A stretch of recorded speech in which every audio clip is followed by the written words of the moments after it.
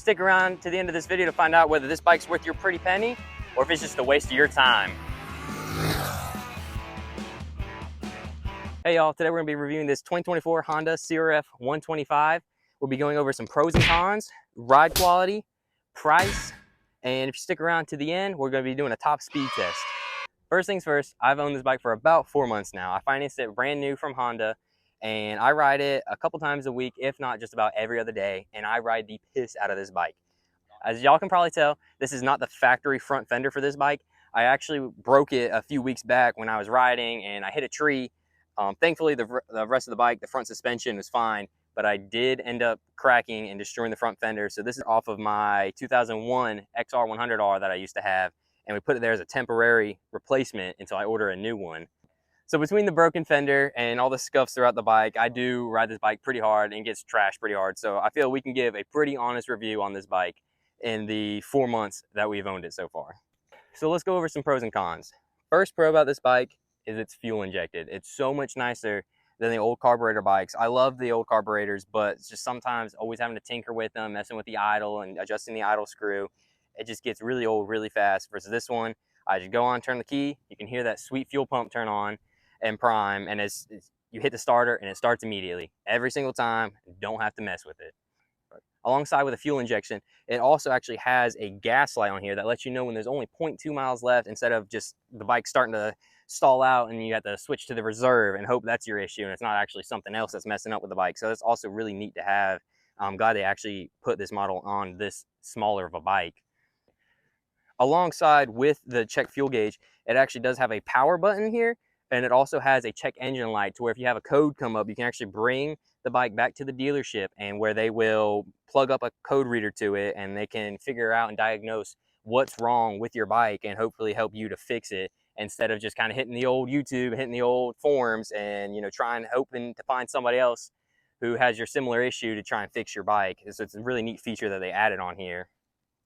Another one of my favorite pros actually is that this bike is not only electric start, but it also has the kickstart, which is a really nice feature. Not a lot of bikes come with these anymore. A lot of them are strictly electric start or strictly kickstart. I don't mind a strictly kickstart bike, but some of the ones that are strictly electric start, if you're out and about and that battery dies on you or you have a loose connection, something like that, thankfully with this bike, you can always flip out your kickstart and you always have that as a backup option. My buddy has a brand new 250 and his is only electric start. So if something happens to his battery or if he's out riding in the water and he gets some water in the plugs and it just the start doesn't want to work anymore, he doesn't really have any other option. I mean, I guess he can run with the bike and hopefully, you know, get it start, put it in gear. But other than that, that's a very big drawback to some of the other bikes that this bike fortunately does have. Another pro I really like about this bike is the new plastics that Honda added with these newer years, is that they're all red instead of the red and white plastics. I like the old school look, but it's just something about this all red is a lot more clean than having the red with a little bit of white. Just the red, white, and blue, I like it a lot more. Steve's points. Also, we got comment of the week. This week goes out to Abigail Wilson 2620. Her comment said, "Intro goes hard. We appreciate the support." If y'all want to be in the next video's comment of the week, leave a comment and subscribe, and we'll pick one of y'all to put in the next video.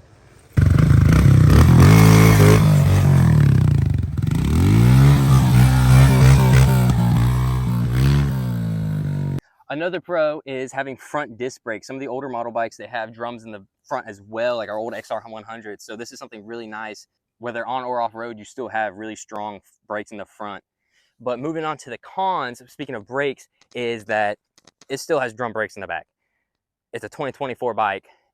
Why do I still have drums in the back? And then another con about this bike is I understand it's a smaller bike, but it only has a 4-speed transmission. To some people, that's not that big of a deal. But for me, when I'm always riding, I'm always feeling like I'm trying to click up into fifth just so I can either cruise a little bit faster or not be pinned as doing the speed I am. But unfortunately, these bikes are only 4 speeds. An upgrade I might do in the future, if y'all would like to see that, is we might put a smaller sprocket in the rear and try and achieve a faster high speed and make first gear a little bit longer. So let us know in the comments if that's something y'all be interested to see, how fast we can actually get this pit bike to go without touching the engine at all, only messing with the sprockets. Now let's talk about reliability. This bike is absolutely amazing when it comes to just being able to hop in the garage, turn the key on, fuel switch, start, and it starts every single time, and I don't ever have any issues. And like I said, I do ride the piss out of this bike. It is usually pinned most of its ride time. I do obviously take care of it and do oil changes on it and change spark plugs and do general maintenance such as cleaning.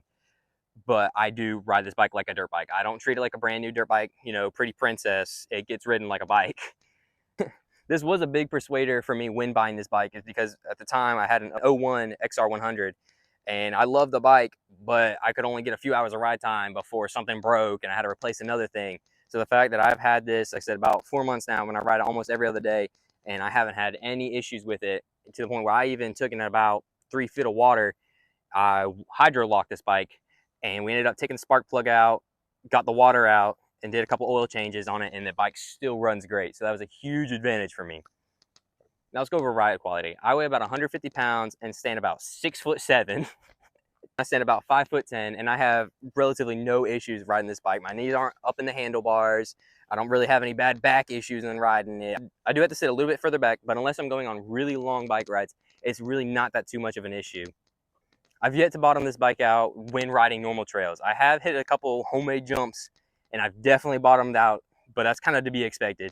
But as far as hitting some trails, speeding through the woods, hitting potholes and everything like that, I actually haven't fully bottomed out the suspension, which I was really surprised about and I'm really glad to see. Now let's talk about price. I financed this bike brand new from the Honda dealership for about $5,000. Before you click off, let me explain. This is not sponsored by Honda.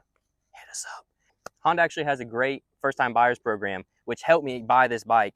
I went in thinking I had a credit score, and when they ran it, I actually didn't have any credit score. Put $1,000 down, and I only had to pay about 99 bucks a month for this bike, and for me, that's a steal. 99 bucks really isn't too much a month for being able to have this kind of reliability. With the fuel injection, it makes the gas mileage insanely good on this bike. I barely have to fill it up. When I do, it's only a couple bucks at a time, so it really saves. I'm not really spending more than 110 bucks a month on this bike with fuel and oil and everything else all thrown in there. But enough talking, let's go get a top speed run of this thing. Sorry guys, our camera died while we were filming yesterday, so we're back out here about to do the top speed test. I'm gonna have the app on my phone recording, and Dallas is gonna record me as I go by, and I'll have it up on the screen for y'all.